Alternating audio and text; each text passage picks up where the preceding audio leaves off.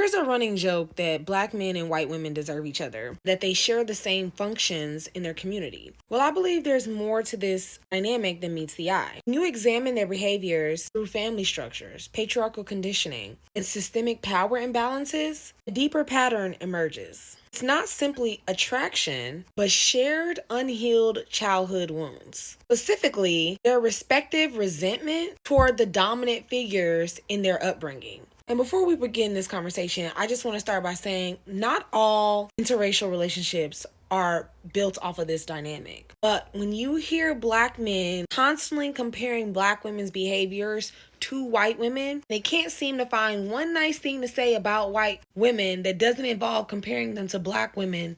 This is why. Black men raised under strong black matriarchs under a world that still privileges patriarchy grow up resenting black women for failing to conform to idealized femininity. Well, ma'am, that's because other races of women have what we are looking for. I mean, you're just trying to, once again, make any excuse to avoid accountability. Ma'am, you have to understand that there are reasons why men date outside of the race, and it's not because of this BS that you're making up. It has nothing to do with this BS that you're making up, but anything to try to excuse yourselves from accountability, to try to absolve yourselves from accountability.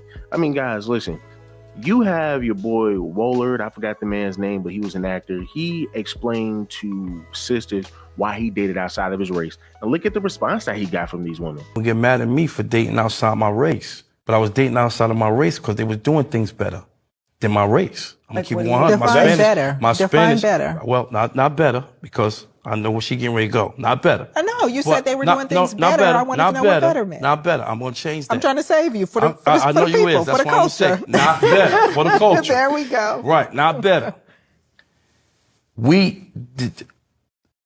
I was dating Puerto Rican. I was dating Dominican. I was dating African. I was dating all type of other really size American black. Right? They were doing way more of what we expect we want our woman to do more than our American. Our American got real comfortable with... Give me some examples. Oh, man. I mean, their mannerisms are different. Like even my Indian one was from one of them countries over there, right? I didn't have to really say much to do and be treated like a king. You see what I'm saying? A lot of times with our own American black, they expect so much of us and what we're supposed to do. Like things like, if we go out and eat and we just have a nice dinner, we can go anywhere and eat and get a nice dinner. It had to be Ruth Chris, or it had to be this, that, or it had to be this, that. Then I get somebody that's just as fine, a Cuban or a Colombian. They don't care about nothing. They care about you and your household, even though they still care about the money, but it's not about the money. You understand what I'm trying to say? It's a difference. Not better. But sometimes we get tired of hearing, Birkin bags, sushi. Do you think that's fair? Because I feel like there's a certain type of woman that does demand that. Right. And to me, I think it depends on the bait you're using and where you're looking. If you're going to go get a model from Instagram that got the BBL, the snatched in stomach, and has all the things that check off money hungry and surface, you're going to get that. Oh, just another day with another almost 50-year-old unmarried black man talking about why black women isn't his preference when it comes to dating, because other women, they do more and black women just, I don't know, we just complain and we're too hard. Well, if you haven't heard, your boy Jamal Woolard, who played the infamous Notorious B.I.G. in Notorious, the movie, decided to sit down at a podcast and give his unsolicited opinion on why he prefers to date other races of women. Listen, as a black woman, we don't care if you date dogs. Just leave us out of your fight and out of your hatred for black women, because we don't give a fuck. And yet, still in all, even with you saying that you've received such better treatment from women of other races, you are still unmarried and have not married any of those women from those other races. And then you complain about black women being too strong, but fail to think about why black women have to be so strong. Huh? But y'all expect a man to want to continue to stay in a relationship when you can't even listen, when every time we say this, and it's every man, I mean, every brother is telling you the exact same thing, and y'all response is, you need to pick better women. Y'all are the exact woman that we need to stay away from. People, come on. Men, tell our sisters, you're unbearable sometimes. I mean, you're stubborn, aggressive, loud, rude. I mean, the only race of women that will call their men down low, say that their men are weak. I mean, say their men are gay, but yet these are the same woman who will hop in a car with a gay best friend. It does not make any sense. But that's our sisterhood. Their sisterhood shows the hypocrisy. They don't make any sense. They contradict themselves and just a bunch of hypocrites day in and day out. We got to stop with this stuff, man. Y'all women got to stop with this stuff. It's not hard to just look in the mirror and just say, man, as black women, we just got to do better.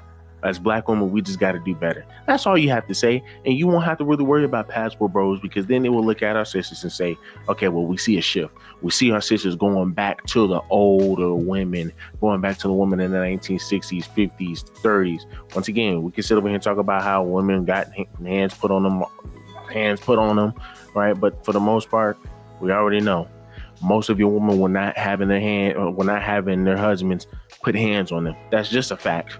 That is just a fact. But once again, anything to use and make excuses to absolve women from all accountability. And this is why they are the least married. White women raised under the rule of patriarchy grow up resenting white men for their emotional neglect and conditional love. When they meet, they see each other as an escape, and unconsciously a way to retaliate against the system that failed them. Black boys are often raised in a household where Black women are the leaders, financially responsible, emotionally resilient, and fiercely protective. But though these mothers are heroic in their survival, they are rarely soft. The demands of systemic racism force them to prioritize strength over tenderness, discipline over coddling. Black sons, however, grow up absorbing patriarchal messaging that equates femininity with nurturing, submission, and emotional indulgence, qualities their mothers often couldn't afford to embody. The result? Many Black men resent their mothers, and by extension, Black women as a whole, for being too hard while giving absent Black fathers a pass. When they meet white women who are socialized to perform femininity as patriarchy prefers, gentle, accommodating, emotionally expressive, submissive, they mistake privilege for a virtue. They don't realize that Black women's toughness isn't a flaw, it's the cost of survival in a world that refuses to protect them. White women, meanwhile, are raised under a distinct but equally damaging dynamic. Their father, the gatekeeper of patriarchal powers, often dote on them as daddy's little girl, but deny them autonomy. They are sexualized, stifled, sheltered, and taught that their value lies in their obedience and their beauty, not in their intellect or their independence. Result? Many white women grow up starved for male attention, and not the condescending protection of their father, but real emotional engagement. When they meet Black men, who often offer a blend of strength and emotional depth, absent in emotionally repressed white men, they see an alternative. Unconsciously, dating Black men becomes an act of defiance, a way to reject the white patriarchy that confines them.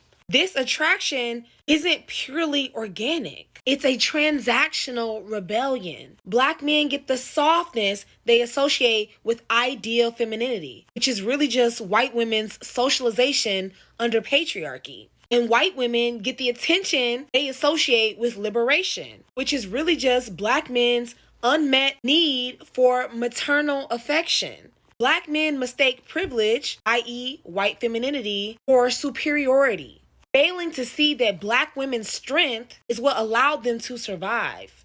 White women mistake rebellion, dating outside of their race, for revolution, failing to see that they are still playing by patriarchy's handbook.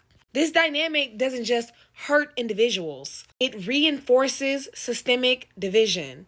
Black women are left marginalized, their sacrifices ignored while white women reap the benefits of their labor, and white men face no real consequences, their power structure remaining intact while they scapegoat interracial dating as the problem. Society continues to pit Black men and white women against their communities, framing their union as progressive. Yeah, man, this is all that mumbo jumbo. This, once again, just a lady who does not know what she's talking about. She's just making excuses just to absolve themselves from accountability.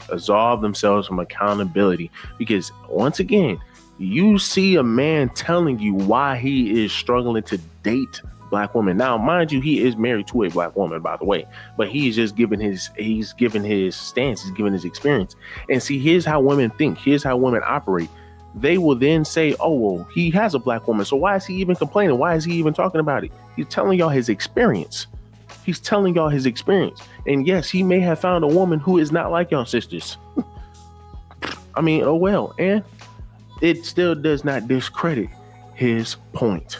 And that's what men are trying to say. But as always, women don't care about what the point that men are trying to make, because they only care about themselves. But once again, welcome to our womanhood. Welcome to our sisterhood. Do me a huge favor. Leave me a like, leave me a comment, subscribe to the channel.